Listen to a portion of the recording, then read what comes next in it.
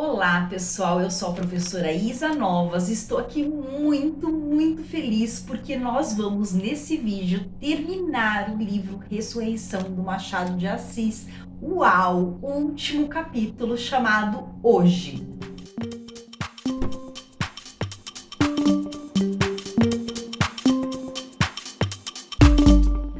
10 anos volveram sobre os acontecimentos deste livro, longos e enfastiados para uns, ligeiros e felizes para outros, que é a lei uniforme desta mofina sociedade humana. Ligeiros e felizes foram eles para Raquel e Menezes, que eu tenho a honra de apresentar ao leitor casados e amantes ainda hoje. A piedade os uniu, a união os fez amados e venturosos. Então vamos conhecer um pouquinho o que aconteceu com a Raquel e com o Menezes, né? Porque os dois ficaram por um período bem tristes, porque a Raquel amava o Félix, o Menezes amava a Lívia. Não deu certo, claro, né? E eles, por conta dessa tristeza, eles acabaram se unindo, ficaram muito amigos. E depois, claro, né, que um relacionamento amoroso surgiu entre eles. Há pouco e pouco, o primeiro amor de Raquel, que era Félix, se foi apagando e o coração da moça não achou melhor convalescência que desposar o enfermeiro, que era o Menezes. Se lhe dissessem no tempo em que ela adoecera por amor do médico, levantaria desdenhosamente os ombros e com razão. Donde se colhe quão acertado é aquele provérbio oriental que diz que a noite vem pejada do dia seguinte. Qual fosse a aurora que a sua noite trazia no seio, não o adivinharia Raquel, mas a sua atual opinião é que não a podia haver mais bela em toda a escala do tempo. O coronel e Dona Matilde, com poucos meses de intervalo, foram continuar na eternidade a doce união que os distinguira neste mundo. Lívia entra serenamente pelo outono da vida. Não esqueceu até hoje o escolhido de seu coração e a proporção que volvem os anos espiritualiza e santifica a memória do passado. Os erros de Félix estão esquecidos. O traço luminoso de que ela lhe falara na última entrevista foi só o que lhe ficou. No tempo em que os mosteiros andavam os romances, como refúgio dos heróis pelo menos, a viúva acabaria os seus dias no claustro. A solidão da cela seria o remate natural da vida, e como os olhos profanos não seria dado devassar o sagrado recinto, lá o deixaríamos sozinha e quieta, aprendendo a amar a Deus e a esquecer os homens. Mas o romance é secular e os heróis que precisam de solidão são obrigados a buscá-la no meio do tumulto.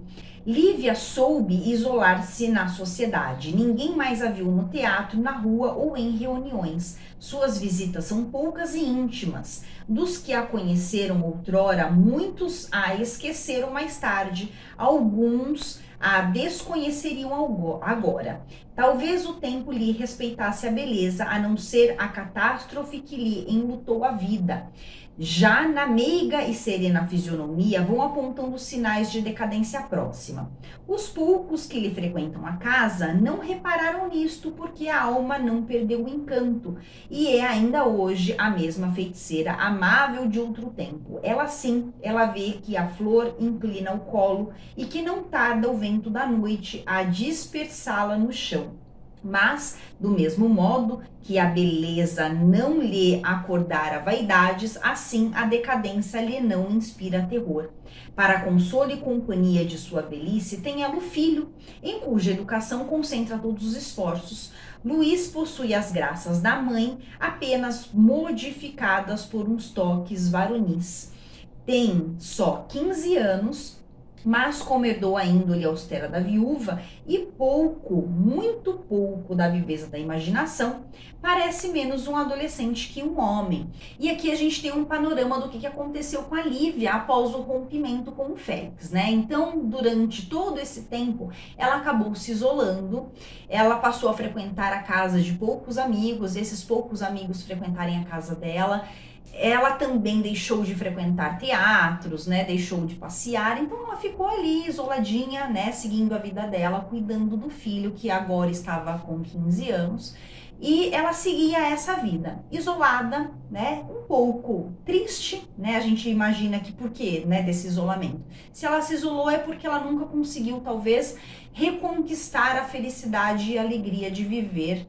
Mas mesmo assim, ela seguiu firme naquela resolução de não reatar o relacionamento com o Félix, porque ela acreditava que aquele cara ia fazê-la sofrer ainda mais, né? Que adiantava ter um relacionamento com alguém que estaria sempre desconfiando dela? Então ela foi firme e preferiu, né, viver nesse isolamento do que viver um casamento infeliz, um casamento com desconfianças e com brigas. Agora vamos ver o que aconteceu com o Félix.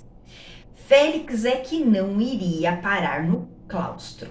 A dolorosa impressão dos acontecimentos a que o leitor assistiu, se profundamente o abateu, rapidamente se lhe apagou. Ai, ai, ai. O amor extinguiu-se como lâmpada a que faltou óleo. Era a convivência da moça que lhe nutria a chama. Quando ela desapareceu, a chama exausta expirou. Não foi só isto. A sagacidade de Lívia adivinhara as provações que lhe daria o casamento. Quando de todo se lhe calou o coração, Félix confessou ingenuamente a si próprio que o desenlace de seus amores, por mais que o mortificasse outrora, foi ainda assim a solução mais razoável. O amor do médico teve dúvidas póstumas. A veracidade da carta que impedira o casamento, com o andar dos anos, não só lhe pareceu possível, mas até provável. Meu, o cara é uma babaca mesmo, né? Porque com o passar dos anos, ele passou a acreditar que a carta realmente era verdadeira, né? E que não era uma armação. Então, olha só como a Lívia estava certa.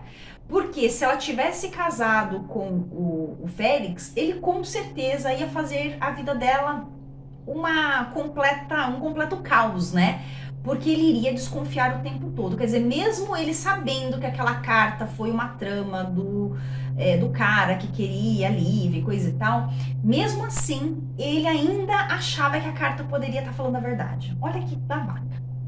Menezes disse-lhe um dia ter a prova cabal de que Luiz Batista fora o autor da carta. Félix não recusou o testemunho, nem lhe pediu a prova. Então, quer dizer, o Félix não queria saber mesmo, né? Ele acreditava que aquela carta poderia ser verdadeira.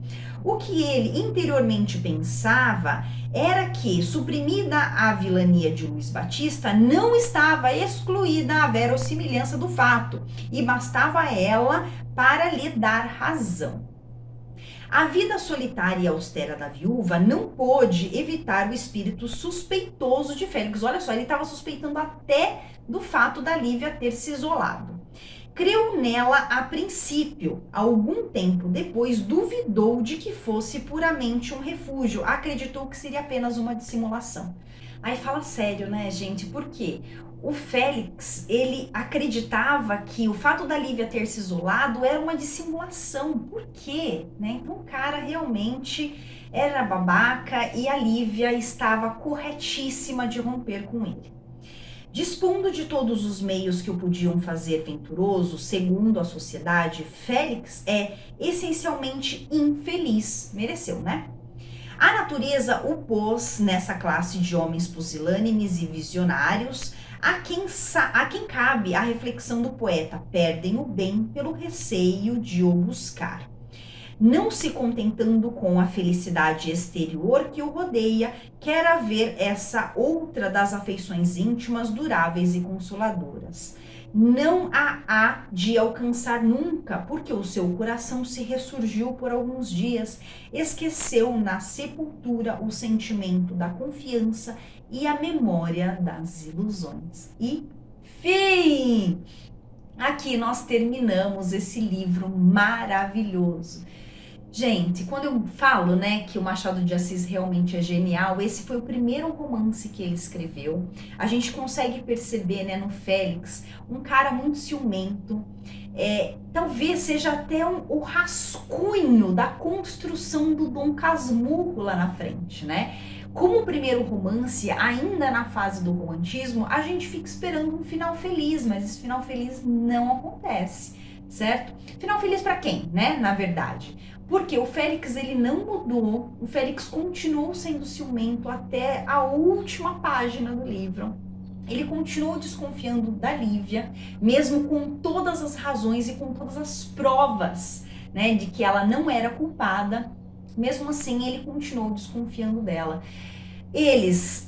A felicidade na verdade aconteceu para Raquel e para o Menezes, mas essa felicidade não aconteceu nem para a Lívia e nem para o Félix, né? O Félix, ele continuou sozinho, a Lívia continuou sozinha, mas para a Lívia, de certa forma, foi um final feliz, porque eu acho que o casamento, né, com um cara desse jeito seria um casamento muito infeliz, um casamento caótico. Então ela fez muito bem de romper e não ficar com ele. A gente tem aqui esse final, né, que é surpreendente. Eu não sei, vocês podem até me dizer, vocês esperavam esse final? Eu acho que a gente fica com uma expectativa de que as coisas vão se resolver, de que o Félix iria então passar a ser uma pessoa boa, que ele iria então não desconfiar mais da Lívia e eles viveriam felizes para sempre.